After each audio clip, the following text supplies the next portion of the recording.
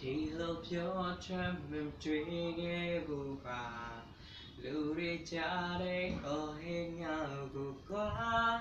ဆိုဖို့ပြေးမထွက်သွားတဲ့ခါတော့လဲလို့ကြည့်ပါကျန်ရဲ့သူကိုပြီးဆိုင်နေမှာမာနာချင်းပြန်ကြတဲ့ဖွယ်မှာဘယ်သူမှလည်းမနိုင်တော့ရှုံးတွေသာအိမ်ပြန်ရင်လည်းရှုံးမှာကိုယ်ထွေးဝဲရလားရှစ်ဆုံးမြင်မလို့ရဲ့တဲ့ကွာဒီလိုနဲ့